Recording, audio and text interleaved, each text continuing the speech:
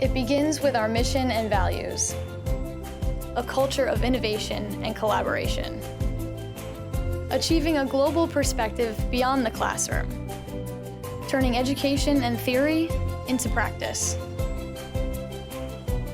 developing lifelong interests and connections, and striving to make a difference in our communities. Marist College.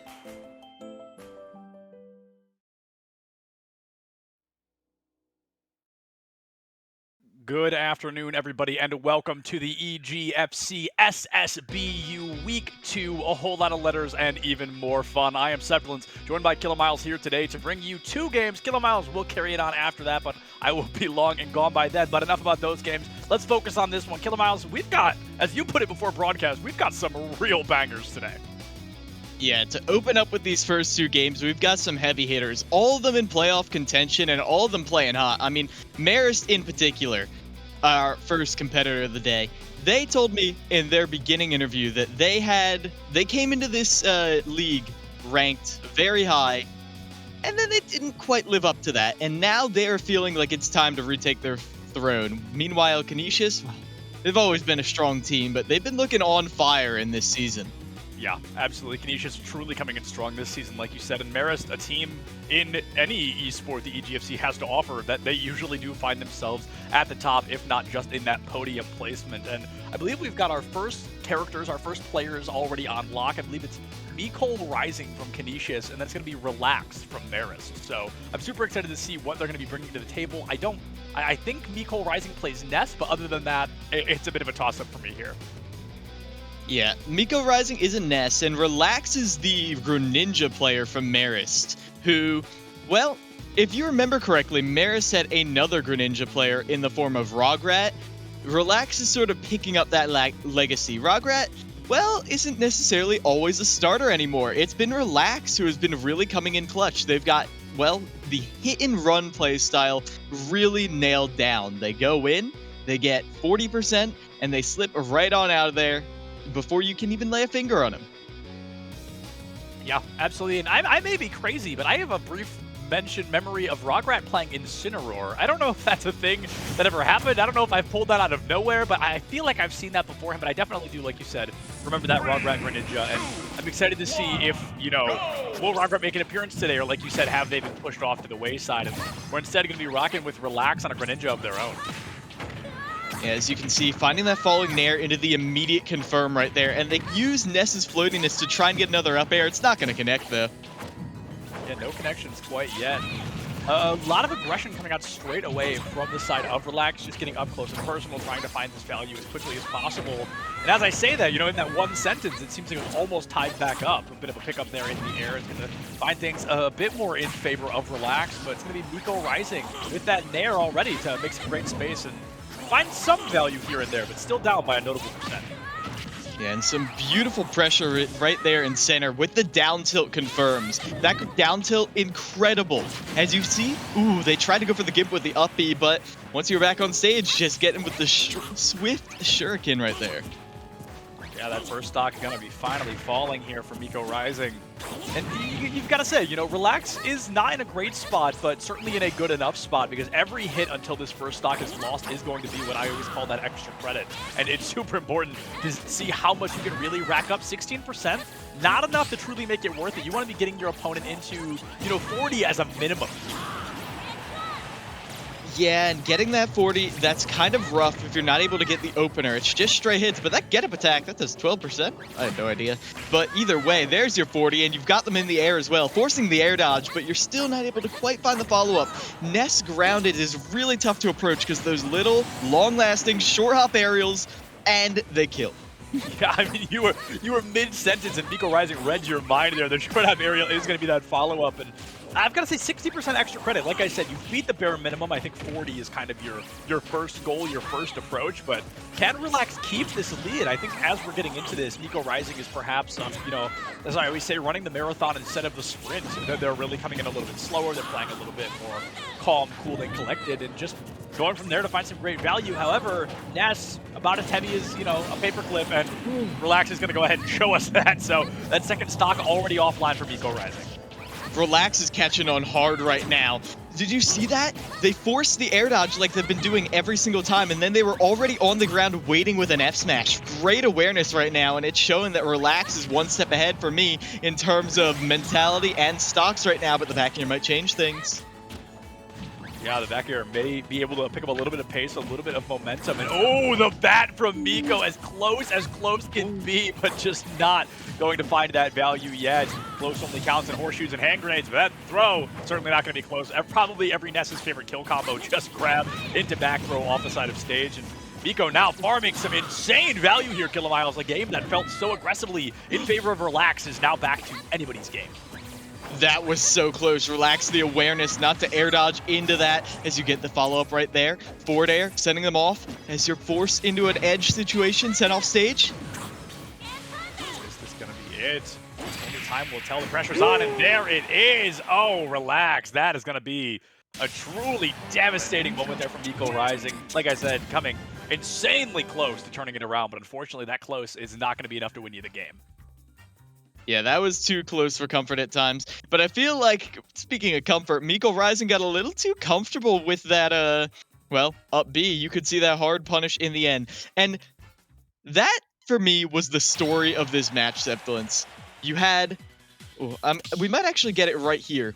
Relax picked up on a habit. There, you see that? They forced the air dodge, didn't even throw out an aerial, and then they dropped down for the F smash. That one didn't connect, but most of them did. That one led to a kill on Relax's part because they picked the wrong direction. However, time and time again, Relax would pick up on a habit. They'd miss punishing it like 3 times, but the 4th time, Miko Rising was dead meat.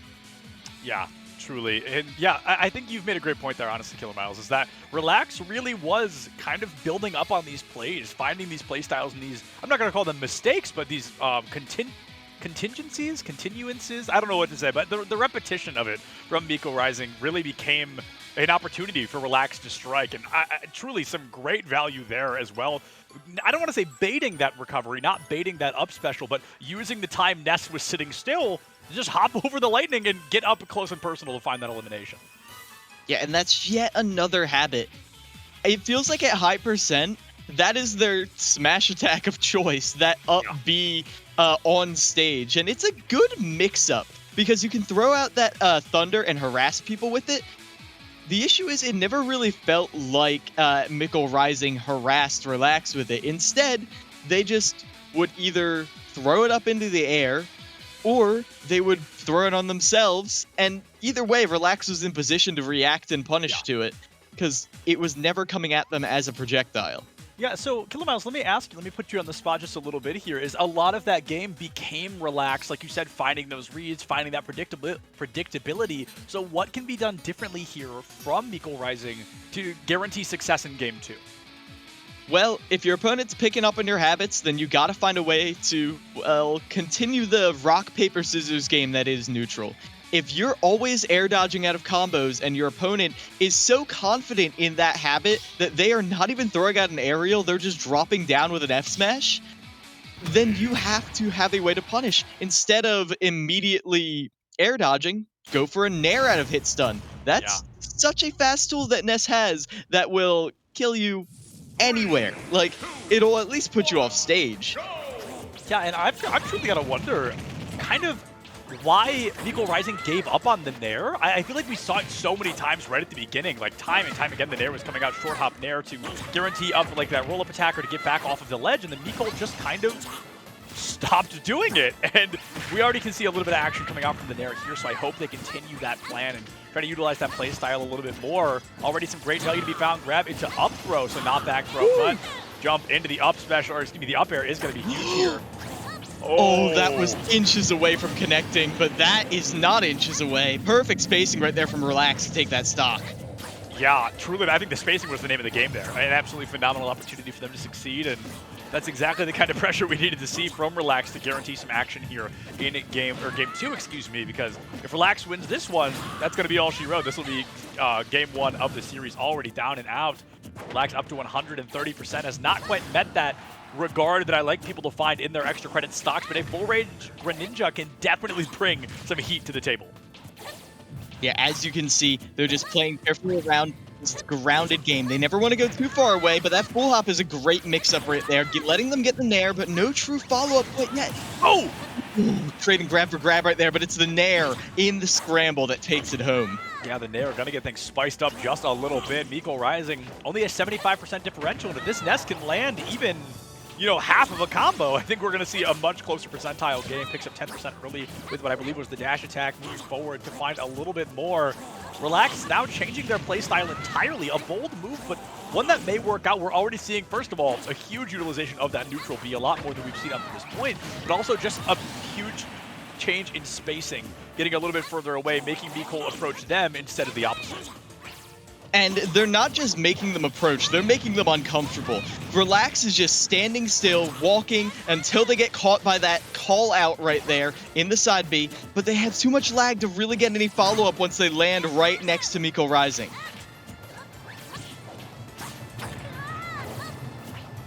Ooh.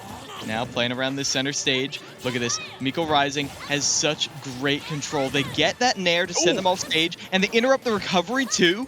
Great job right there as Miko Rising gives them a chance. They keep Relax in disadvantage in the back throw. Not going to do it yet, but ooh. Oh. Yeah, I mean, absolutely incredible. And I feel like I might be wrong on this, but I think Ness has one of the strongest back throws in the game, if I'm not mistaken. So it's really interesting to see.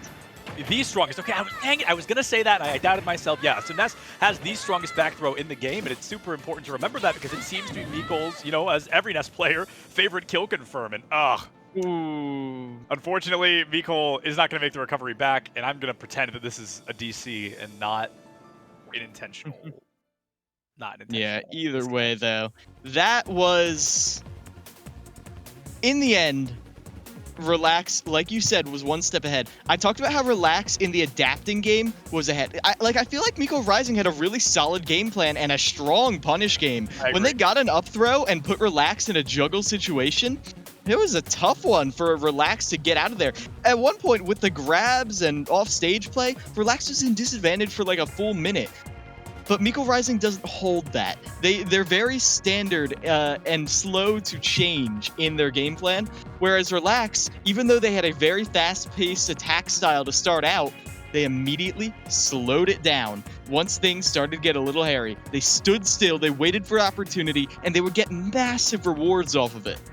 Yeah, the rewards were certainly there to be reaped. I don't know if that's actually a sentence, but we definitely saw, I'm not even going to call it a high risk, high reward. There was simply calculations being made on Marist's side. Relax, like we talked about, was able to nitpick and find the opportunities to get in and break up a lot of predictable combos that I feel did really give them the opportunity to succeed in game one, but certainly more in game two. I feel like game two, Relax was much more in charge.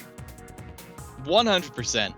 And it, again, the feeling of them being in charge comes to them holding that advantage state. You know what I mean? Yeah, absolutely. Like, it comes down to they knew about the air dodge, because air dodging out of combos is not a bad thing to do. There's a reason that a lot of mid-level players will just mash air dodge as soon as you have them in disadvantage, because it is probably the fastest option for most characters. The issue is, if you always do that, well, it's very easy to read. It puts you in a lot of lag if you don't immediately get hit, and as you saw, Relax could just fall down to the ground and get an F smash. But even when they weren't, they were still covering it. They were still throwing out a long-lasting hitbox in the up air, and when that didn't connect, they had enough landing lag, or low enough landing lag, to actually get a punish.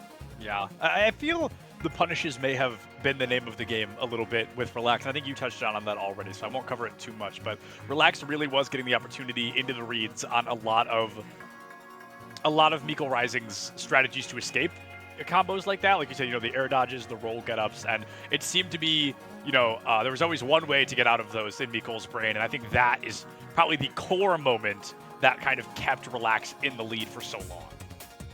Mm-hmm. Yeah, I do definitely agree. The one thing I want to compliment Miko is acting calm under pressure, and, well, they were under pressure a lot during that. I mean, Miko Rising, in every single sort of scramble situation, when you're just in there boxing, you saw they were whipping grabs right next to each other, they're just panicking. Miko had the awareness to throw out the nair, throw out back airs, and either get kills or incredibly strong positioning.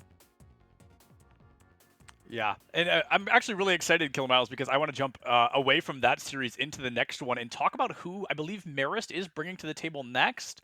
Is I think going to be Rograt, which is exciting because we were just talking about Rograt and the gameplay that we have seen before. So I'm really excited to see what Rograt's going to bring to the table here for Marist. Yeah, if I remember correctly, in the beginning of the season, it was Rograt who was a little more practiced in their confirms, in their neutral. I mean, obviously, they've been on the team longer, they've been playing the character longer. However, Yeah. Relax has kind of caught up to them, I'll be honest. Like, Relax, you saw, when they hit a down tilt, it was a guaranteed 30% or sometimes just a kill, depending on what percent they were at. So, I'm curious to see how Rograt has held up. How have they improved? Have they been overtaken by their protege? We'll have to see. Yeah, and I want to talk about this as well. I actually found my notes from last year. You know, I unfortunately wasn't able to make it to the previous split, but I was here the year beforehand. So I want to talk about that Rograt does have a rather large character pool. I mean, we have the Greninja, we have the Game & Watch, and we have the Incineroar, not Incinerate. We have the Incineroar as well. So the play style, and I mean, that means for me to write it down means I must have seen them play it at least one time. So maybe they don't come back out. Maybe the Game & Watch isn't making an appearance, but I'm excited to see, you know, are we going to get two Greninjas back to back? Is Marist going to be bringing Greninja to the table just kind of the run it back style? Or are we going to swap to that Incineroar or possibly that Game & Watch, not only to, you know, have kind of a matchup advantage, because I feel like with those two characters, people really aren't at home practicing those matchups, but also just maybe Rograt over time has become more comfortable on those characters. Yeah, it's possible. And their opponent, who they're going to be going up against, is going to be Weebson, who runs the Dark Pit and the Mii Brawler. And either way, the way I remember them is the snipes off stage with the bow and arrow, with the shot put. They just, well, they've got your number for what you want to, how you want to recover. I feel like Greninja, a character without a hitbox on their recovery, can sometimes be kind of exploitable. However, that additional mobility, even minus a hitbox, is going to be crucial for dodging these projectiles. Yeah, 100%. Dodging projectiles is going to be the name of the game. You have had the opportunity to see Weebson. I have not had that same chance, but if they're sniping people off the side of the stage, those are some of my favorite players to watch. So maybe Weebson is going to be able to bring some great action to the table. I want to see, hopefully, because you might know how this matchup works out. I've never seen it, so I can only hypothesize. But if Rograt were to bring Incineroar to the table, I feel like that would be a very punishable character choice, especially if Weebson's likely to bring out a Pit. Yeah, I mean, I don't think it's the worst thing you could do. Right. I definitely don't think so at all. The thing about Incineroar is they do have a fast recovery, but it's very linear. And if you catch them before they're able to get under the ledge, like if they get under the ledge, they're probably getting back onto stage. However, if you're able to catch them out when they're trying to use side Bs to get back closer to stage and just punish them hard over and over again, as well Dark Pit with the guided arrows is likely to do, then you can make Incineroar look like child's play. And additionally, Pit is a character who tends to throw out a lot of hitboxes because they got a lot of long-lasting multi-hits. I mean, every character is throwing out a lot of moves in Ultimate. I mean, come on, it's Ultimate. However, I feel like the fact that it's disjointed, you feel a little safer throwing it out, means it's just revenge fodder. Yeah, absolutely. And I believe there's a button check before we jump into game. I'm not sure if that's happened yet, but transition does imply that we are jumping straight into game, and Rograt is going to be bringing out that Greninja. So Greninja v Pit, and Killer Miles, you kind of touched down on this right away, is Greninja's recovery in particular may be a great counter pick, to Weebson's playstyle. No, counterpit's the right word, because you really can't edge guard this character without a massive commitment. And additionally, the up B is going to be crucial for maybe gimping Pit as well. Pit, another character with a linear recovery. If that water spout hits Pit off stage, it could be dead. But as you can see, at the moment, Weebson just controlling the center stage. But Rograt coming down like a cannonball again and again with these nairs. Yeah, these Nairs could very well be the name of the game. I mean, it really wouldn't be a surprising thing to see. It wouldn't be out of traditional playstyle boundaries, so to speak, but I truly cannot wait to see what the action coming out from the side of Rograt is going to be. 30% differential right now, but I feel in this situation that's truly not the end of the world, especially because Rograt's one half-decent combo away from tying up the percentiles. The substitution is going to come through and find some great value out the gate, but unfortunately no follow-up there as Rograt is going to be forced into shield. The thing I have my eyes on is how Weebson is catching on to Rograt's defensive choices. Because Pit really needs a read to get a kill. Greninja has confirms on confirms on confirms, as you see here. They're going for the up B to try and get one confirm, that Gimp, but they use the side B to reflect that Water Shuriken, and now they have advantage again. Yeah, the advantage is in their favor. And speaking of advantage, here comes Rograt. Oh, but you've got to watch out for the Reflector. That is going to be a powerful ability, especially if Rograt utilizes those neutral B charges as much as Relax was. That may be Weebson's way back into this. But again, 133. Where do you find it? You can see them just throwing out these back airs. Ooh, that pressure right there. They're like, come on, jump, jump. I know you want to jump. But Weebson holds strong. They don't give them that opening, but they still have enough an opening where they've taken 67%. Rograt's starting to run away with this. Yeah, the extra credit is truly in Rograt's favor, and counting a full rage Greninja. Oh, that could have been insanely dangerous for both parties, but it's not going to work out well for anybody. Weebson guarantees some additional damage, but that damage finally will come to fruition. Opposite of what I was going to say. Weebson now has tied up the stocks, but is it over 100? No, excuse me, is an entire stock down there from Rograt's combo. That's one of the juiciest up smashes in the game right there. The double hit, cleaving right through them with those Water Shurikens. And now Weebson had a mental and percent deficit, but nice use of the side B right there as an interruption tool. They know once you see that Shuriken charging up, it's probably going to be thrown out and canceling either way. Nice job. Weebson is able to get some percentage on the board. And they're able to get them there too, but they're not able to get any real combos. It's just these stray hits. And look at this string.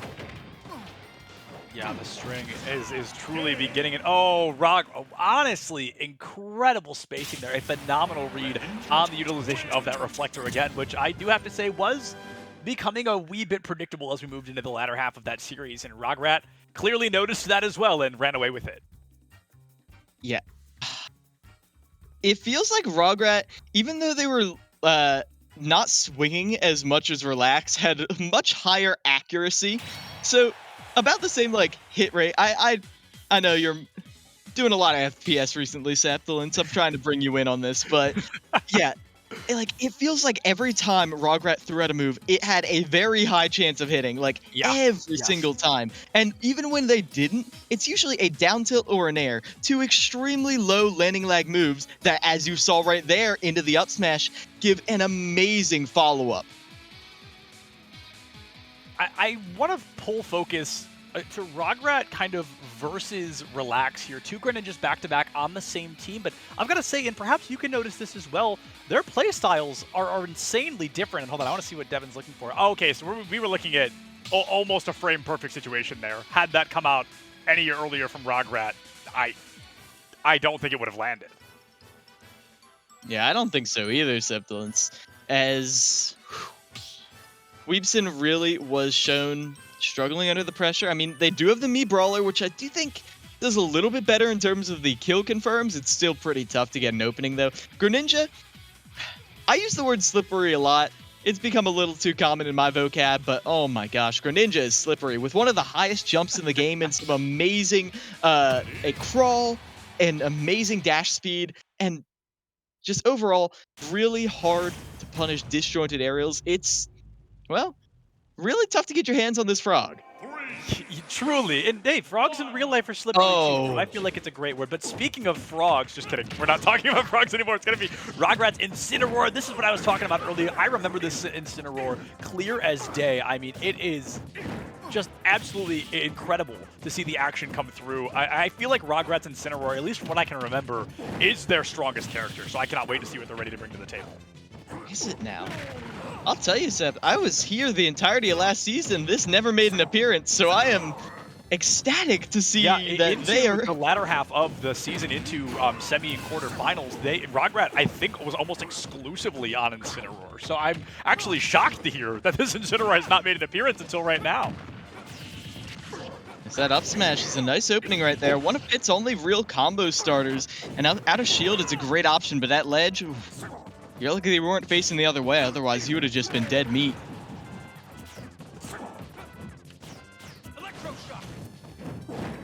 Some heavy shield damage right there. Yeah, I was going to say some great shield damage coming out there. Rograt up to 101.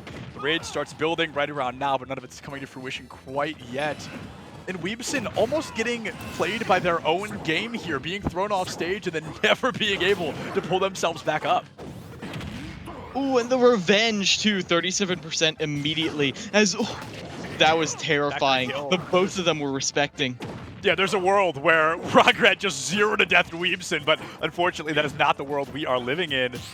Weebson now looking for a bit of damage. Rograt looking for a 3-stock, which would just put Marist so unbelievably far in the lead. That would bump them up to, what, 11 points in total? I think I can do math. That's not important. We're focusing on the game anyway. Now, oh my goodness, I have full rage Incineroar. One half decent revenge right here, and I'm confident to say it's over. Rograt is showing a complete mastery of Incineroar's kit right now as they snap right to ledge. Falling Nair as well. They're able to get some more mileage, but not quite able to get to the ledge. Woo! That was very scary, but Incineroar is a heavy little boy. Yeah, Incineroar is certainly heavy. And this is what I was worried about, actually, is, you know, seeing Rograt's recovery options against a pit when, you know, those arrows can come out and definitely just constantly be a nuisance. With so much of Incineroar's moveset being predictable, that was kind of my biggest fear. And oh my god, I'd be raging at this point were I Weebson. The fact Rograt is still alive at 201%, absolutely absurd. Full rage to the highest degree and looking for that down air, but instead going to find, I believe that was the neutral air, gets a revenge on the arrow, 209 and counting. Looking, I'm expecting a side B any moment here. Rage Revenge, anything with this will kill. There it is. Off stage, yeah. That forward air is fine, or forward throw is finally going to take it.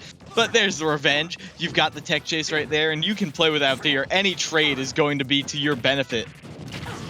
Yeah, the trade to the benefit indeed. And oh, is that going to be it? No, 158. Now it's a full rage on the side of Weebson, but you've got to get not only through the stock you're working with, but through an entire additional stock as well. It's certainly possible, but it's going to be incredibly difficult because Rograt, oh, I guess not Rograt, but Incineroar hits real hard, and a grab into suplex is certainly going to take you out at 160%.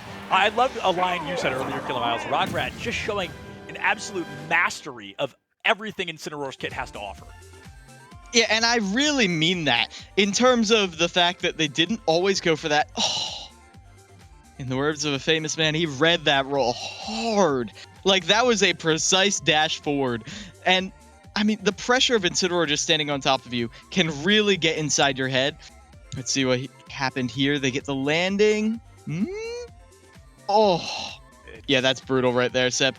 But the reason I brought up mastery is you saw Weebson was trying to challenge a lot of Rograt's options towards the ledge, and what Rograt would do is they would immediately go for the tornado right there, and it has invincibility, which beats out the super armor that the side B has.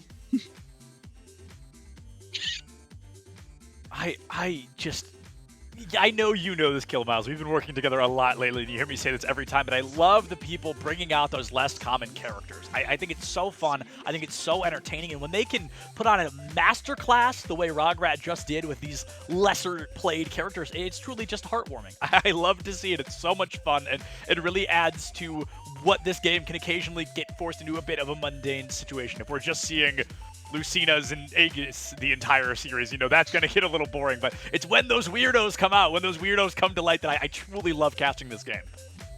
Yeah, I'm with you there, Septilance. The character diversity is truly on display, and Pokemon diversity too. I mean, come on. We got double Greninja, we got the Incineroar, truly a showcase, and there's some more heavy-hitting Pokemon on the side of Marist as well.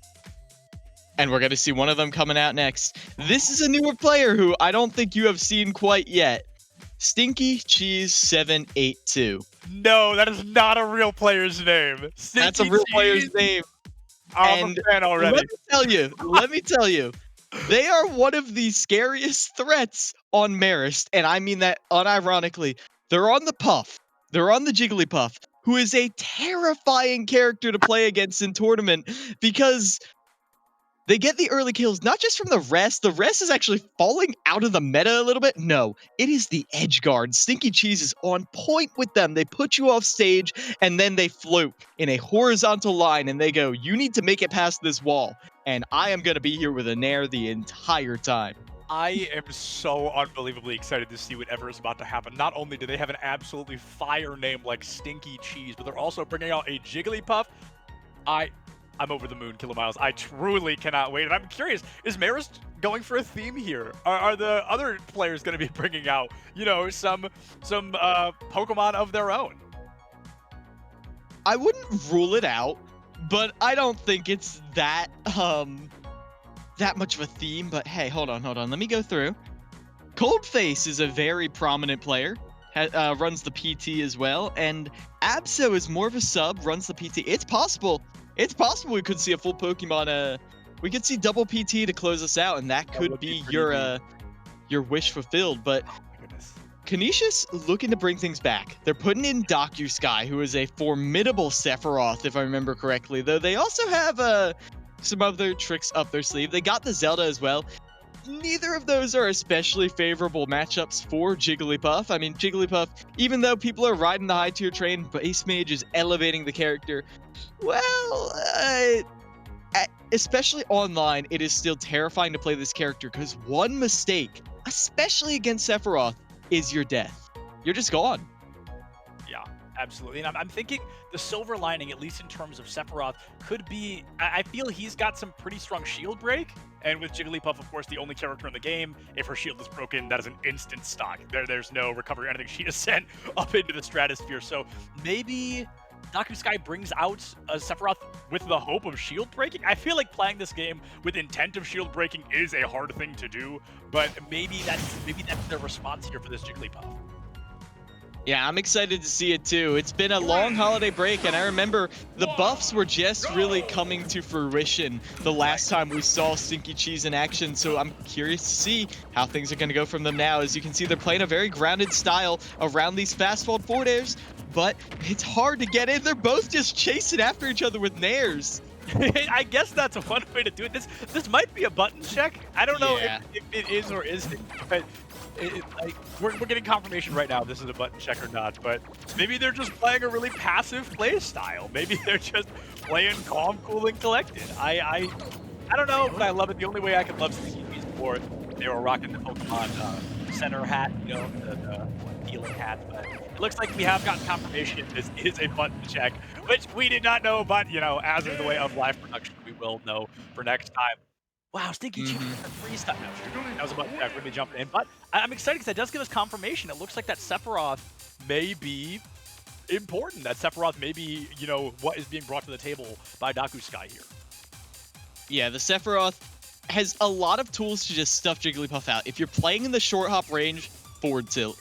If you're playing in, well, the anti-air range, I personally think that Nair into back air is a better choice, but if you've got a read on Jigglypuff's positioning, you can easily get a short hop fastball up air and just obliterate Jigglypuff. Yeah.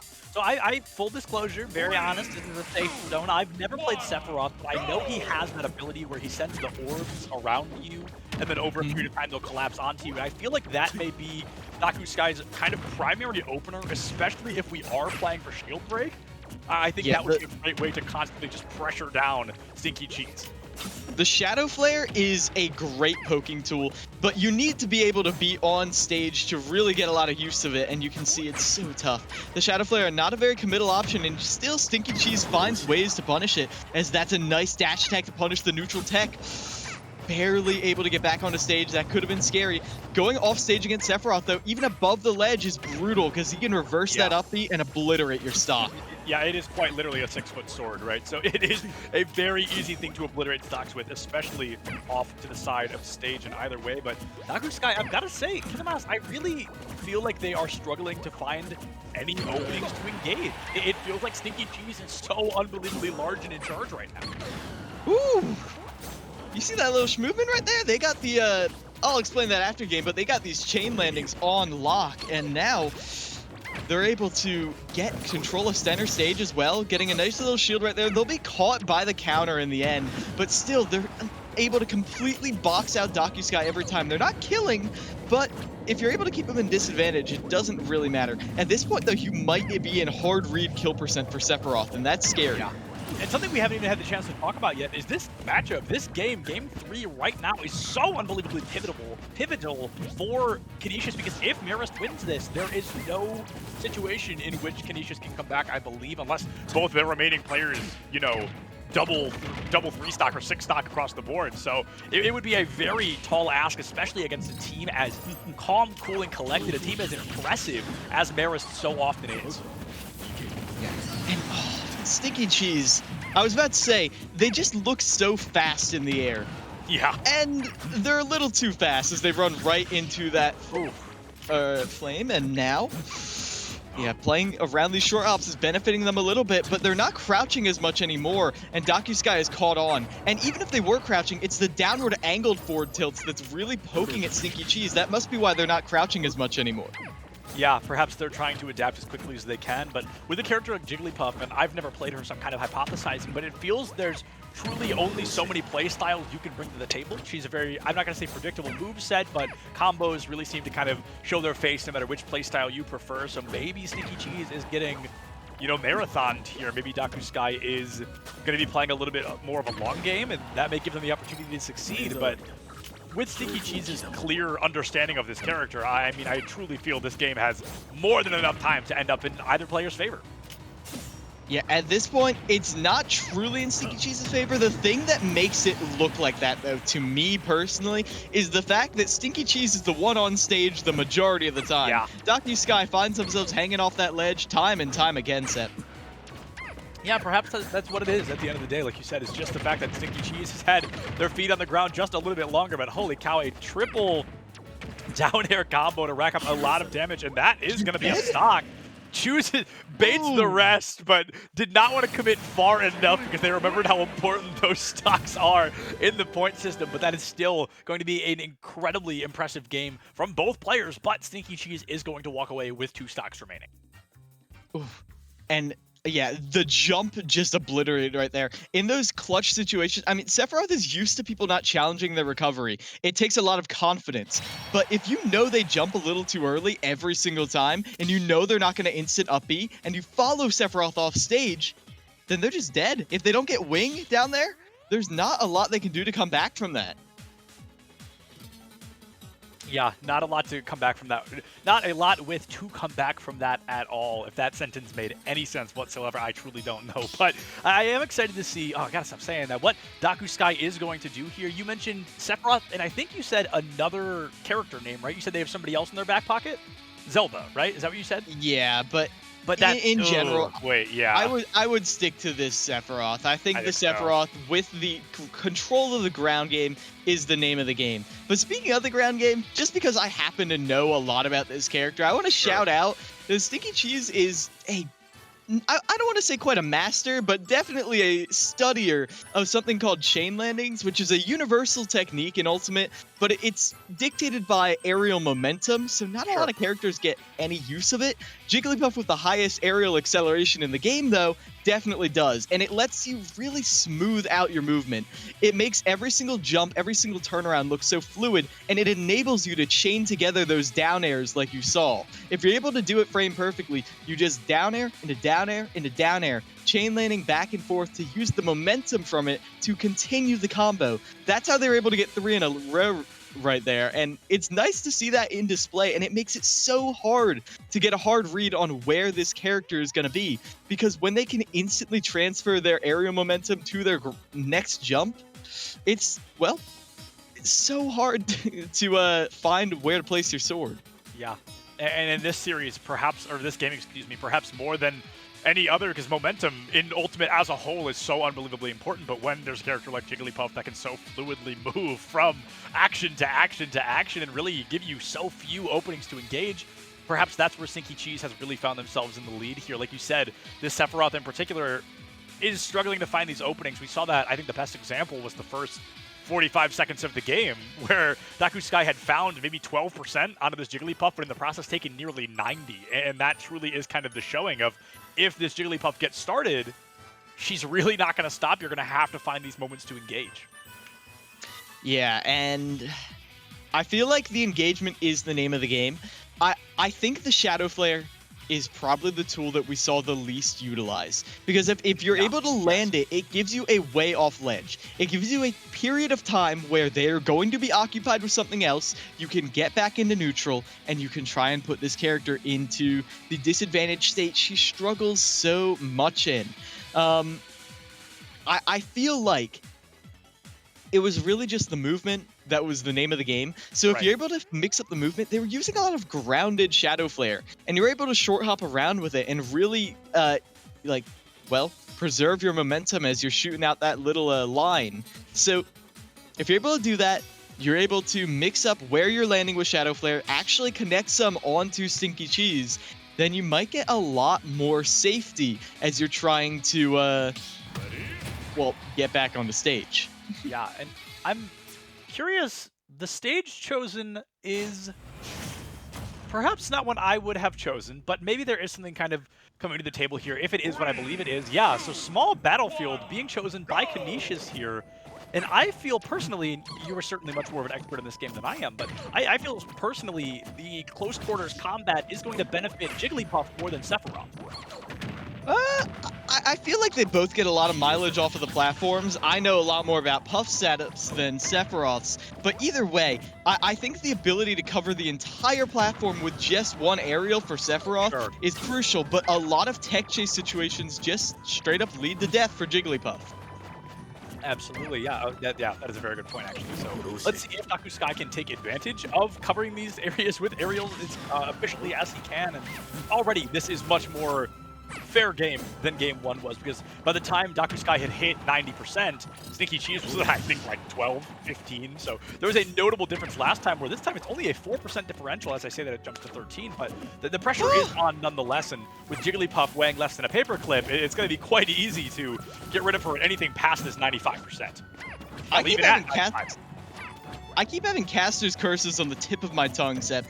I kept saying Stinky Cheese, one of the best parts about their gameplay is that they don't overcommit. And then they go for that forward smash, that pound from ledge. They're getting greedy as they search for this answer to the stock. They were trying to prove you wrong, Killmouse. They were like, watch me overcommit. Honestly, I do agree there's some pretty massive overcommitments there. Maybe Stinky Cheese is trying to adapt the playstyle to win in a more fitting fashion, and that playstyle change may be, more hurtful than helpful. Daku Sky up 120 full rage Sephiroth with an additional stock. Only 10% extra credit right now, but that stock isn't gone yet. Let's see how much Daku Sky can really find in terms of that extra credit here. Well, right now, they're not able to even touch Stinky Cheese. Playing around this shield, playing around this grounded game, and even with these up B burst options, they're still not able to get a ton of mileage. Ooh, now pressured on ledge. They're only able to get the salted in air, though. They're never really confirming it. Oh, there it is. So 30%, roughly 10% less than I'd like. I'll stop repeating that, but it's important to remember how crucial that extra credit can be. And let's see, if Daku Sky does win this, is it by, a pseudo 40% or something of the swords? But Stinky Cheese has gone as far as to not only take that first stock, but to essentially tie up the game. A 7% differential, gonna turn to 16, but the damage has been done nonetheless. There is certainly nobody large and in charge right now. Ooh. Nice commitment right there on that dash grab at ledge. You knew they kept getting up and shielding, so, beat out that shield. As you get the dash attack off of the forward air right there, now you've got Sephiroth off stage, an edge guard situation, but again, you don't want to edge guard, you want to ledge trap right now, as you're able to punish that down tilt with the back air. Here they come, looking for that nair at ledge. They want that strong hit. That'll kill Sephiroth. He's a light lad. He is surprisingly light, and that is truly something I forget. I gas this game all the time, but Sephiroth, I always forget that he's so much lighter than one may initially think. It is going to be pressure right now. Daku Sky 123 on the board, full rage, but that rage is going to be useless if you can't get back on the stage, and Stinky Cheese trying to guarantee, whoa, that's got to be a misinput! Oh, and it's going to be a lot of damage taken on essentially for free there. Oh, the iframes. Unbelievably well timed. Unbelievably well indeed, as you're able to get the stock now, and what looked like Daku Sky's game to win is now having Stinky Cheese in the advantage, but not quite out of this yet. One of those up airs, one aerial, and you're dead meat. And now you've got the Shadow Flare on you, additional pressure, but Stinky Cheese is playing like it ain't even there. There's that tech chase I was talking about, but they're only able to get the last hit of down air right there. No confirm right now. No confirm quite yet. And it confirms, obviously, you know, oh, okay, great use of the iframes again, but I was going to say confirms, obviously, what this game is all about. Very important, and oh, that'll do it. That's going to be Stinky Cheese losing that second stock. This game just as close as that previous one. I believe Stinky Cheese had 2 stocks when it was over, so clearly much closer. Daku Sky here in the second game getting much smarter in terms of predicting what this Jigglypuff is going to bring to the table and her initial play style, but you know, Daku Sky's got to win not only this, but a full 3rd game as well to guarantee a win here for Canisius. Oh, these rolls, Sep, these rolls. I keep watching them and waiting for what could be the punish, but it's so hard to commit right now. Even with a lot of drift on your aerials, you're only getting soft hits, little tips and touches, but even those soft hits are able to punish you hard when you don't quite get all the way back to the ledge. As with a 2-0, Stinky Cheese more or less makes this unwinnable for Canisius. Yeah, that's got to be, I mean, let me do quick math real quick. What is that? 1.13, 15 on the board right now. So if the remaining players from Canisius both 6 stock, if neither of them lose a single stock, they win by a single point. They win 16-15. But realistically, Marist is one of the strongest schools here in the EGFC just across the board. And I truly don't believe they're going to let Canisius come in and get a 12 stock for the remaining 2 games. Yeah, and again, additionally, it feels like a lot of their players are just so well practiced in their unique play styles. And yes, I know you're absolutely. one for uniqueness. And Stinky Cheese, to me, they play like an ice sculpture. Like just a bunch of little taps over and over again, sending you off stage. Not enough to kill, not enough to gimp you, just enough to really obliterate you. And ooh. Oh, I thought the crouch was going to save them right there, or the jump squat, but not going to happen. Either way, that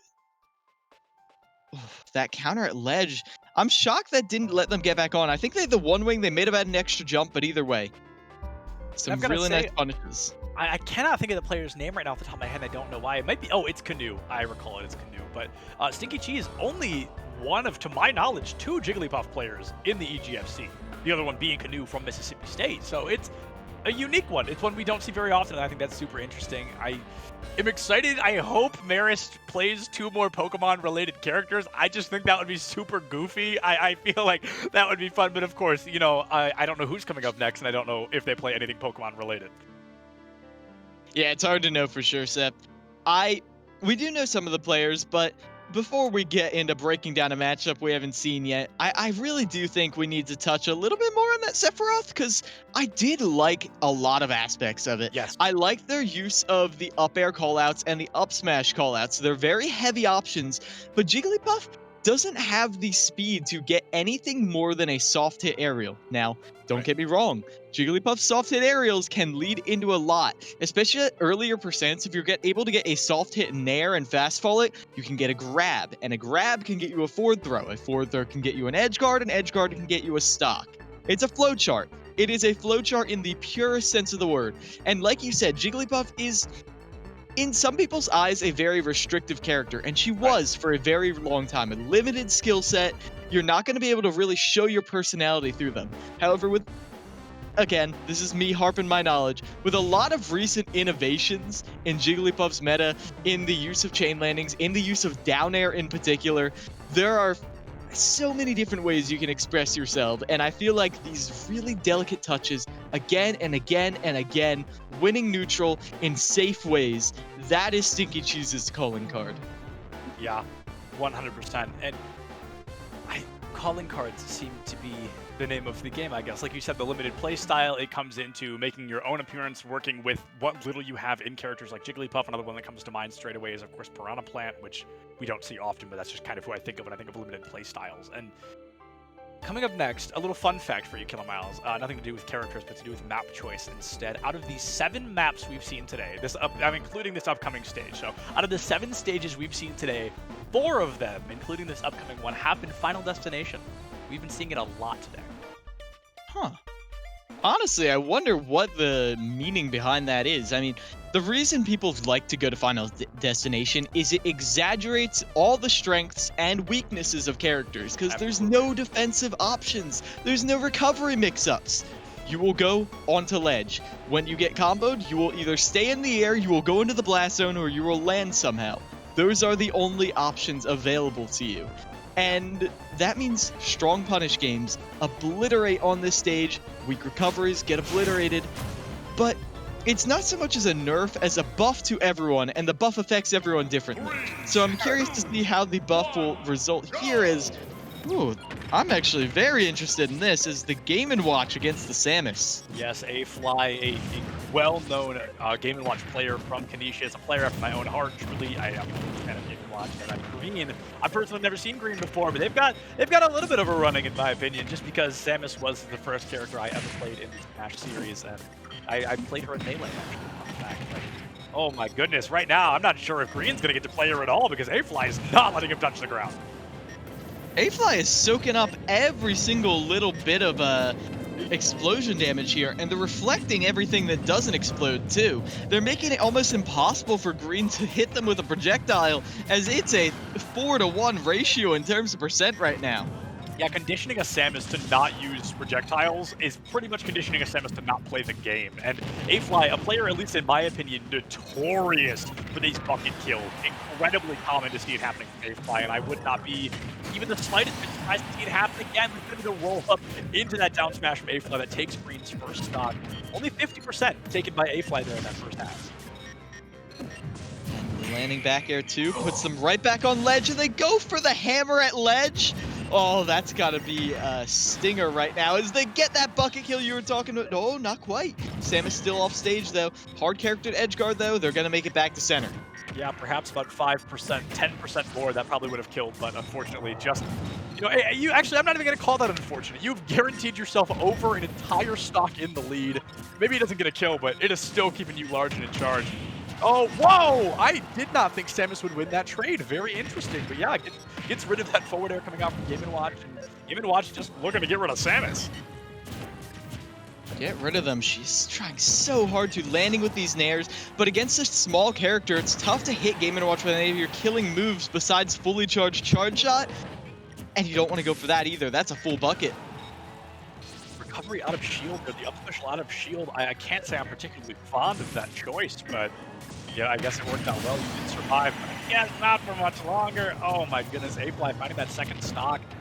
Truly, I mean, the saving grace of Canisius. What did we say? You have to win. You get the 6 stock across the board. A-Fly is trying to get that party started. Yeah, playing amazingly safe right now. Ooh, landing with the Nair 2 is an opening right there, and they go for the early kill. They know what their win condition is. Getting caught by the fair, though. Not a great start. This ledge trapping gonna be brutal, but you're able to avoid that down smash right there. The fair as well. A-Fly just not swinging is their greatest attribute. Yeah, truly. It's A-Fly's patience here that is really giving them this lead. They are playing so calm, but Game & Watch is never going to survive that up smash from Samus at that kind of percentage. Now, best case scenario, A-Fly wins it right here, wins a 3 stock in the rest, and then the remaining player is going to have to double 3 stock still. They can tie things and take us to an overtime. I think the first one of the split. I could be wrong on that, but it's still a very tough ask, especially as Green is finally gaining a little bit of ground here on A-Fly. Green's finding their way in, but is it too late to make up this massive lead? Green, I like that they're using the bucket as a way to bait out options right now, as that Zaire is a great little poking tool again and again and again, and they're catching A-Fly with projectiles now, Sep. Yeah, A-Fly, oh my goodness, 135, it's the projectiles here. A-Fly had such an incredible game at the start, not letting Green use even a single one, but as they've slipped away from that, I think it truly may have really begun to hurt A-Fly much more than it helped them, as Samus gets to play the game like she wants to, and A-Fly all of a sudden going against the traditional pacing. Ooh, the bomb gonna send Samus off stage. No charge shot yet. Using the bombs to get back to stage. More and more ground taken. They can't get back. That's no jump. Oh my goodness, gonna be caught out there. Is that it? Oh, a little early. A-Fly needs this elimination so unbelievably bad. If A-Fly loses this stock just like that, that is a guaranteed win for Marist here in the first series of the evening. But A-Fly is still gonna be fighting tooth and nail to win it and put as many points on the board as he can. And you can see this maze is getting a little trickier. The thread's cut, and Green is finding a way to trip up A-Fly again and again and again. forcing them. Oof. With that nice reflect into the dash attack, some nice stacked damage right there. Yeah, and Killer Miles, I've got to say, even if A-Fly does win this, I can't wait to see what this means for Game 2. This is going to be so interesting. Green's ability to adapt and change playstyles to force A-Fly to spice it up was insanely helpful there in guaranteeing a victory for Marist today. Green is going to lose that one out, but what was going to be a 3-stock all of a sudden burns all the way down to 1 and a single stock on the board. So moving into Game 2, I think Green can win that one. I really do. I do as well. I'm not really sure what exactly was the innovation that tripped up A-Fly so bad, but it came down to the projectile play. It's what we called out right in the beginning. And even though there was some nice ledge trapping at times, Green wasn't getting the better edge of it. It was definitely the Game & Watch's ledge trapping that was more of a pain, as you can see, getting a stock from the ledge trapping right there.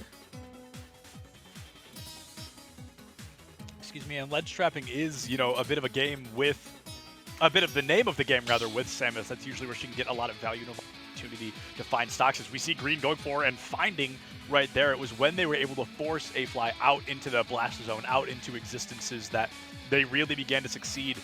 And I wonder, Killer Miles, maybe you can identify this. Maybe it was just a playstyle change from Green that really kind of forced the succession there, but A-Fly at the beginning was so impressive with projectiles, and then all of a sudden at the latter half of the game just could not find their footing against them.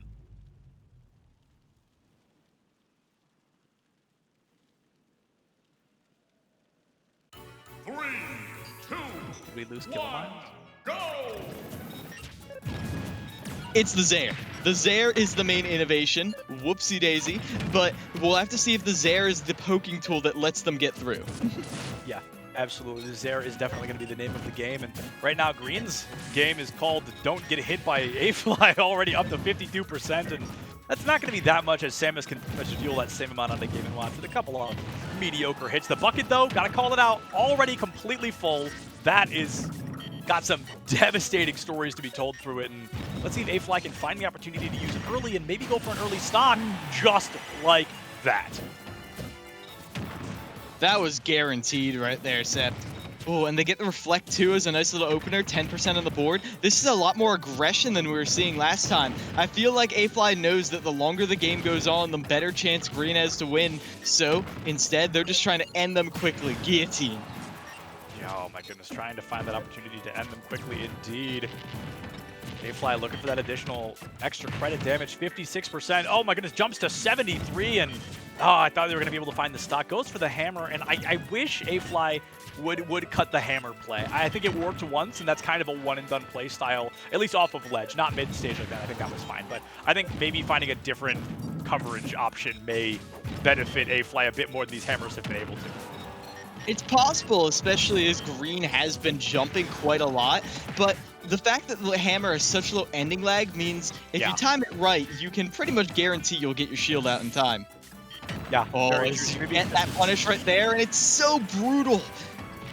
Oh my goodness, it's brutal indeed. It's funny how, I said A-Fly maybe use the hammers a little less, and it looks like he has just gone on to use them more, and it has been working very well across the board. However, a full stock in the lead, and that's actually going to be a stock confirm from A-Fly, a 0 to death, I believe. Truly an incredible opportunity there. Canisius, they are going to walk away with the game there a little bit quicker than I expected for sure. Yeah, 100%. Some nice adaptation right there. Understanding that, well, you need to use that pressure. Oh my gosh. Yeah, that's just brutal. Catch one hit at ledge. Do they jump here? I don't see no jump. Yeah, look for the jump. They're saving it.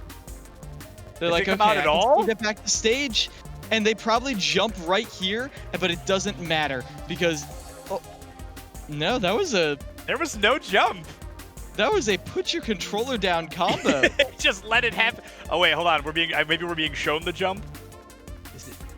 Oh, and our producer is also checking. Frame by frame. We do not think there's a jump there. Yeah, I think that was truly a put your bucket down. Not your bucket. What am I saying? That was a put your controller down and just get taken into the blast zone by Game & Watch there. Holy cow, a true 0 to death.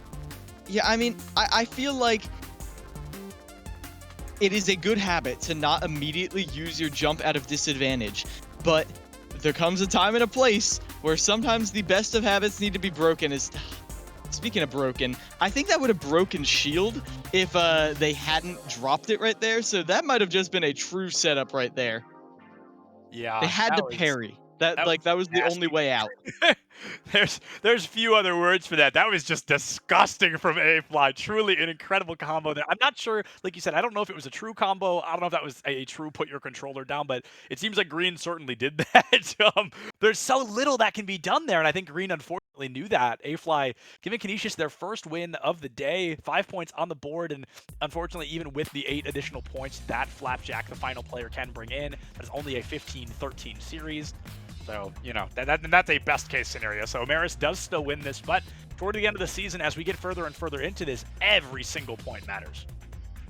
Yeah, every point indeed. These match differentials get you into the playoffs, and playoffs are where magic happens. Playoffs are where round 1 upsets happen, and suddenly the bracket is forever changed. You've got to be wary of these points as, well, Marist, they want as many as they can get their grubby little hands on. Canisius not going to make it easy for them, though, as demonstrated right there. A-Fly putting on a show. Yeah, absolutely. And something interesting happening right now, a little bit behind the scenes, is Flapjack and Zucchini, who is coming in from Marist, are trying to gentlemen's the first 2 stages instead of just the first stage. So there's a little bit of a conversation going on right now where they want the gentleman's PS2, but only if they also gentlemen's to town as the second stage. I don't know if that's allowed. I think we're just going to go with normal bans. Yeah, there's a bit of some funky action going on behind the scenes, but we're going to give them a little bit of time. I think Zucchini has to put in custom controls as well. So while we're waiting, Killer Mouse, do you know who Flapjack or Zucchini often plays? Now, Zucchini, they're a heavy specialist, and usually you hear that and your eyes perk up. You're like, heavy specialist? Okay, so they just no. They are a specialist in terms of heavies. They got the Ridley. I feel like that is their most proficient character. However, their Bowser is also terrifying. They go head-to-head in Bowser Dittos. Anytime they see a Bowser come up, they just like to stunt on people. And stunting, I think, is the name of the game for Zucchini. Yeah. They just come in there and they're like, okay, watch this backflip. As they do the nair, they send you off stage. And yeah, I mean, all their characters backflip on the nair. As their last character, I didn't even mention, they've been working on the Rob. They've been working hard on the Rob. And we see it come out from time to time. And in a lot of situations where they've already won the game, that's where the Rob comes out. So it's possible that's what we'll be seeing. Meanwhile, Flapjack, let me double check here. Yeah, no, they are a feeling player. They got the Swordies, they got Chrom, they got Aegis. But in the beginning of the season, I asked, they're like, yeah, it's whatever I'm feeling.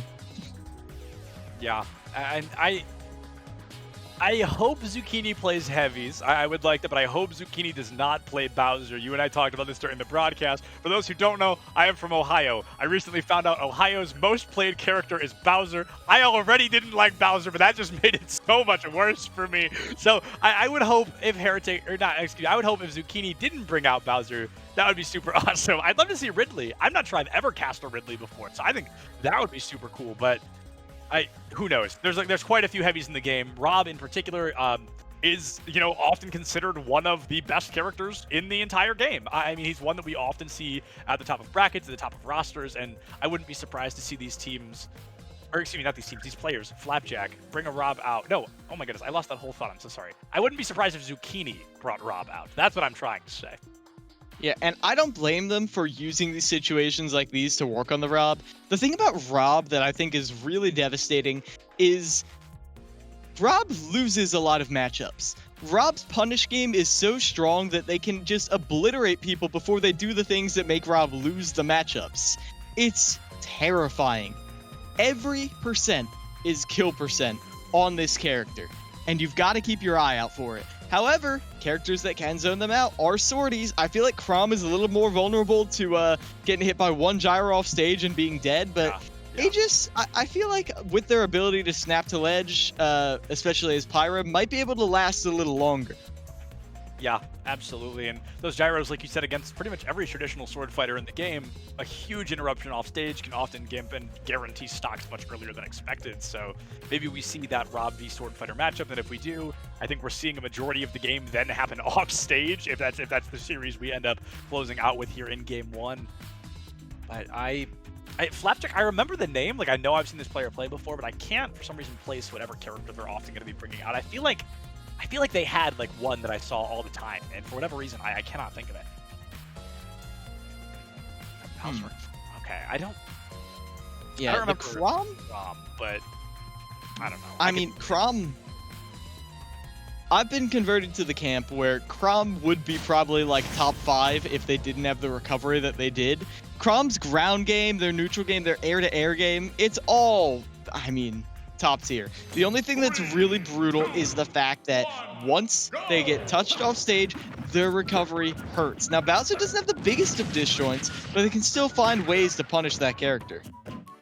Yeah, and you know, I had what I thought was a simple request to kill Miles. I just didn't want to see Bowser, but for some stinking reason, this Bowser is definitely making an appearance today. That looks like they're actually not going to Gentlemen's at all, so they must have gone through the traditional strike and ban phase.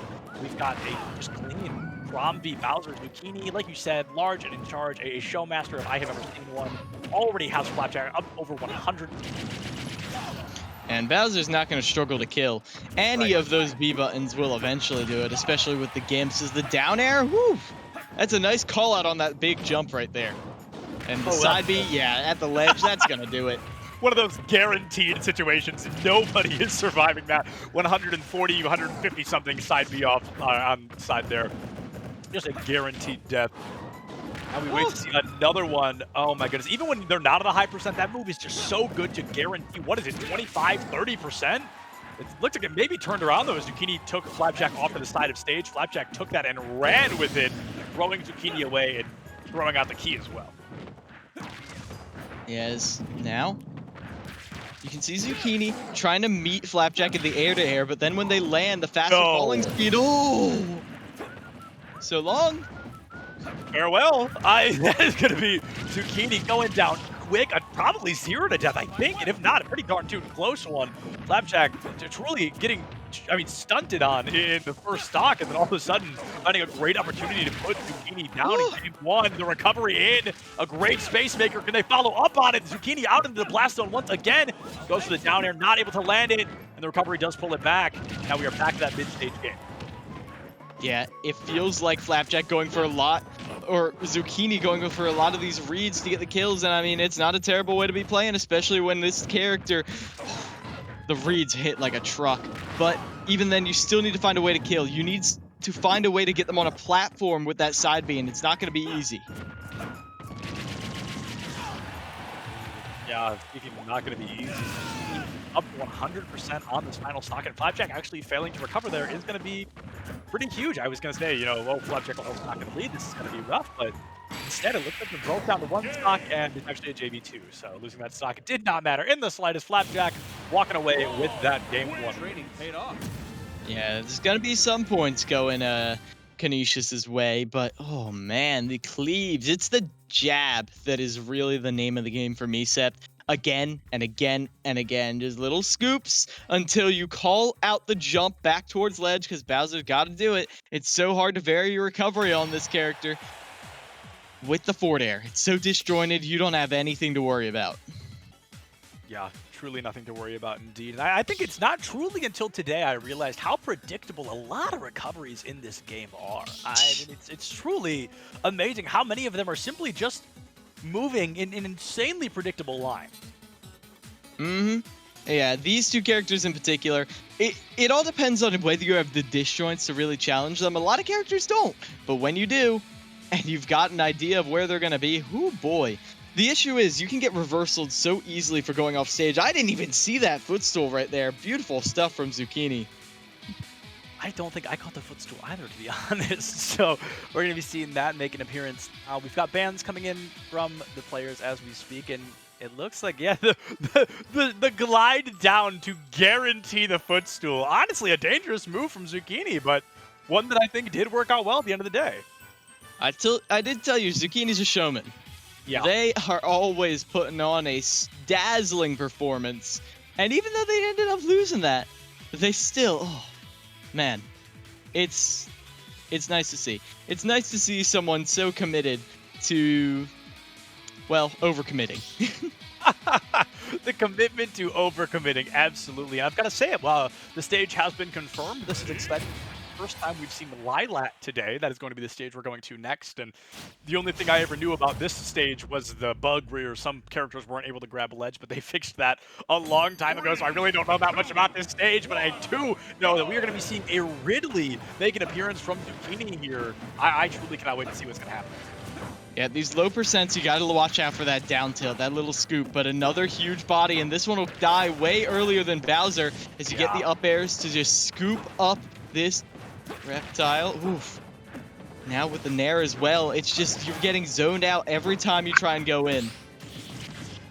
Yeah, you know, it's going to be fascinating to see, you know, swapping to a new heavy. Like you said, Bowser is going to be heavier, as he has consistently since his introduction been the heaviest character in the game, and it's going to be Zucchini now swapping to a different heavy, one that may be able to juggle up a couple more combos, a little bit more damage here and there. But at the same time, I feel on the Ridley, you have to almost be prepared to take more damage to deal more damage, if that makes any sense. And, well, taking some more damage right there. You're able to get the up smash, but what does worry me is even at perfect spacing, the forward tilt still doesn't beat out that up B. So Flapjack is a guaranteed way back onto stage. So Zucchini, you got to keep him off of it all the way. As at this point, Zucchini's trying to hold on to their lead so hard. They're able to get the back air to get back onto stage. Yeah, 55% and counting. I mean, that is some pretty crucial extra credit. However, like you said earlier, Prom hits like a bus. So he could probably get that same amount of damage in just a few hits, but the knock underneath the stage, a showman indeed, Kilomiles. Zucchini, an incredible play there to take Flapjack's second stock. Oh, but he's not going to find the 3 stock into the recovery, the up special from Flapjack that sends Zucchini into the Shadow Realm. Yeah, and the following up air right there is going to hurt. You're able to get some kind of a starter, but able to... that punish on the up B out of shield, it's going to be brutal right there. But it doesn't last too long before you fall straight through the platform with another up air. Oh, trying to go for that up special once again. That is a fool me once situation, or at least we like to hope it is. Hopefully a player's not falling for that multiple times. Zucchini, though, going to get caught out by a phenomenal combo with an 11% differential right now. And as I say it, it actually turns to 15. The numbers just keep going up, and that's got to be all she wrote off the side of the stage. Not a tech in sight. Flapjack losing that third and final stock, and this is going to be our first and only stage 3 of this series. Yeah, one more stage to decide how many points you're getting. Zucchini doesn't want to drop any more. They want the most value for their performance here. And I love that. Committing off with the side B, that burst option right there, and then immediately get in the claw, that nair. It's so brutal. And that was an attempt at a forward tilt right there, but not quite disjointed enough to hit that recovery. Right. Absolutely. Like you said, just not quite disjointed enough to hit that recovery when they needed it most. This was my favorite stock, easily. Zucchini's hit, I believe that was the nair underneath the stage. The guarantee Flapjack could not recover. Just, I mean, truly incredible. Oh, all the way down, but with the multiple jumps, you're just fine going all the way down there. Yeah. Ooh, another first of the day. The stage has been confirmed. I believe we're going to Kalos. That's exciting. So that's going to be another first of the day, like I said. And do you think Zucchini brings out the Ridley again? I mean, why not, right? I mean, I feel like the Ridley definitely does better. Could be the Rob, but I feel like the Ridley is just a comfort pick. When players are on their mains, they just move smoother. There's no way to talk about it. You can tell both these players, now that they're on their mains, they're moving, they're flowing like water, floating like a butterfly, stinging like a bee. And on Kalos, we'll see who is able to take the edge in this final game of this set. 3, 2, 1, go! Yeah, this is going to be the salty run back. We've got the Ridley v. Crom here, and a lot of pressure already being placed on the Flapjack. Zucchini trying to find some free damage early on, but not much to be happening quite yet. Instead, it's going to be Flapjack tying things up, 0.8% differential for the time being, and now the pressure is on. Flapjack goes from the bottom of the barrel to the top dog in the matchup, finding a lot of free credit here on Zucchini. As they fish for these fallen aerials, knowing how much of a big opening it could give you, as you use that side B for recovery, going all the way down. A perfect snap to ledge, though, by Zucchini. Ooh, the call out on the jump right there. Getting an edge, I mean, saying Crom likes to jump is not exactly an understatement, but oof, another nice snap to ledge right there. Zucchini, again, the awareness, but not quite aware of that is not a safe landing zone. There are no floodlights. Yeah, certainly not a safe landing zone at all. Flapjack 101%, which is, to be fair, truly not that much for Crom. I feel like he can definitely kind of stay slightly comfortable in that play style, in that area of percentage. But, I mean, he's truly comfortable there. We're seeing that already from Flapjack. Has Zucchini up to 102, back into the blast zone. It's not going to be a ledge steal, but 113 on the board. Can Flapjack find Zucchini's second stock before losing his first? That's the question, Seth. That's the question. As right now, Zucchini, ooh, the perfect fireball space. Oh! You've got to air dodge right there. Well, you just get carried. It's a flaming trail of destruction all the way down into the blast zone. Incredible. It was a gentle death, but it was not slow. Was it gentle? You get carried away by fire? Is that gentle, Kilomiles? Oh, that certainly wasn't. Oh my goodness, Zucchini losing that second stock. A great opportunity for Flapjack to guarantee that Canisius walks away with some points on the board. The just intentioned movements right here. I mean, obviously everyone's got intentions, but it's clear that they know what these punishes are. They're trying to get them so badly, but the defensive tools are so often there. I like that. That's a great recovery mix-up right there. It lets you go onto the platform as that charged forward smash. Oh, that almost obliterated the stock right then and there, Seth. Yeah, that was insanely close to taking that stock. Unfortunately, Zucchini is going to go ahead and find it anyway. Finding 2 stocks at the time, they've taken 38%. Zucchini really trying to make sure Marist hits the 20 before they walk away today. If Zucchini wins this with this 1 stock remaining, I believe that puts them at the 20 marker across the board. However, Flapjack is going to find that kill confirm, and that is unfortunately not going to break double digits for Canisius, but a win is a win nonetheless. We've talked about how important these points are going to be down the road. Yeah, the points are everything, Septilence. And down the line, it's going to be very crucial that Canisius got these couple wins, but right here, in the moment, it is going to be Marist taking the victory. Yeah, Marist, they are going to be walking away with a 17, I believe, 9 win across the board from Canisius. But I've got to say, Canisius, they were definitely saving their, no offense to the players we saw early, but the better players, A-Fly and Flapjack, certainly filling that anchor position. Just an amazing performance down the line from those two to really try and claw this back. Yeah, and, well, these were the 2 captains to the best of my knowledge, and whew, they did put on quite a show for us here. I mean, it was a slugfest, and I think this is the first time I've ever seen Zucchini actually lose. And it was all thanks to some really nice confirms from Flapjack, even though Zucchini had the reads at times, had the pressure, had the fear factor. In the end, there's nothing to be afraid of when you have your punish game on lock. You know how to get that kill, and you're going to be walking home with 9 points under your belt. Yeah, absolutely. 9 points is better than 0, obviously. So that's going to be a good thing to look forward to. And I think a lot of the games we saw were very, very close. I think there's going to be some great opportunities for VOD review and learning from the gist of it. And I think we're going to throw it to a super short break so we can get an interviewee in here. College, I believe we're getting the chance to interview Stinky Cheese, a player that I met today and truly had a great time watching. So we're going to throw it to a super short break. We'll be right back with you folks in just a couple of minutes with this interview.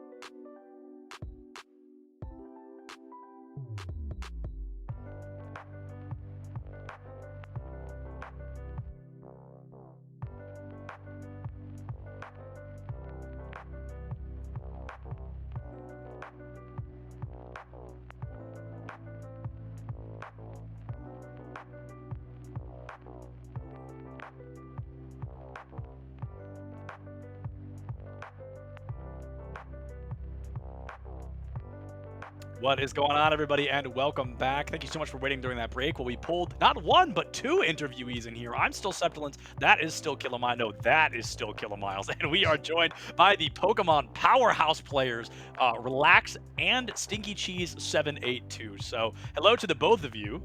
And my first question, a very general one, is, you guys are coming in. I don't believe either of you were on the team last year, if I'm not mistaken. Not last split, but last year. So, coming into this, bringing two lesser played characters into the lineups here. How did you guys feel kind of beginning the split as a whole? Yeah, sure. So when we joined, actually, I'm a Greninja player, and Rogred actually plays Greninja too. So it wasn't new seeing another Greninja in the scene, but Sure. Stinky bringing in a Puff like that's kind of huge because it brings a lot of diversity to our roster, and yeah, online is really important for us to carry on in the max. So glad we can get the job done today. So Yeah, and well, getting the job done you certainly did, and both of you walked away with some nice wins. But first I want to ask a question to Stinky Cheese because, well, when I asked at the beginning of the season, I'm like, who do you think is your like hidden boss player? Who you think is going to be your like secret weapon? Everyone pointed to you, Stinky Cheese. How do you feel like you're living up to that title? Yes, I feel like I'm living up to the title very well. Yesterday, I took out the 1 seed at my local, who was a Cloud player. He was really, really good. And I'm just feeling good. I had some PR wins over people in my area, and I'm just very proud of myself for pushing forward with the low tier character. Yeah, low tier. All right. I get it. And Relax, I wanted to ask you, your Greninja has been getting, pretty well practiced. It was already great. It was shining when you came in, but you've been getting a lot more consistent with your confirms. So, like, is there anything in particular that you've been working on that you want to, like, shout out? You're like, hey, keep an eye on this. Definitely competing more has definitely helped me a lot. I have a pretty big Smash scene at home in Long Island. Usually go to the Meta, and everyone there is like really good. A lot of top players in New York go there, and just getting a lot of practice down there has really been like the key to my success, I'd say. Yeah, absolutely, fair enough. So Shout out everyone at the Metagaming. my last question is actually also for Stinky Cheese. I wanted to ask about your Sephiroth matchup in particular today. I know we did a lot of hypothesizing on kind of how Jigglypuff can succeed in a Sephiroth matchup. So I want to ask, what do you feel you possibly had to do differently there? I know we were really worried about him playing Shield Break, and obviously that is, a kill for Jigglypuff all the time. But what do you feel you had to change your play style in any drastic way to win that series, or was it just to play what you knew and loved? Actually, we have a Sephiroth player here. His name is Luke. I'm pretty sure you guys know of him. Yeah. I play with him pretty frequently, and he told me to play Sephiroth myself to understand like what I should avoid. And I noticed he wasn't really using or utilizing up airs or up smashes a lot. And I just took advantage of the fact that I can just like play to his surface level or on the ground or as grounded as I could. Yeah, absolutely. A great point, truly, and a great showing as well. That was probably one of my favorite games to watch today. So thank you so much for joining us. We've got to jump into the next series to make sure we get everything started in time. But do you guys want to give anybody just a general thank you or a shout out before we let you go? I guess we got to say thank you to all our alumni, Anagram, Grimeka, Zay, whoever's watching, showing us the support. Shout out everyone in Contender for giving us extra practice. Yeah, that's about it.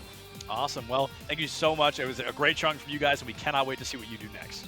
Thanks so much. Thank you. Of course, thank you. I love you, Mom.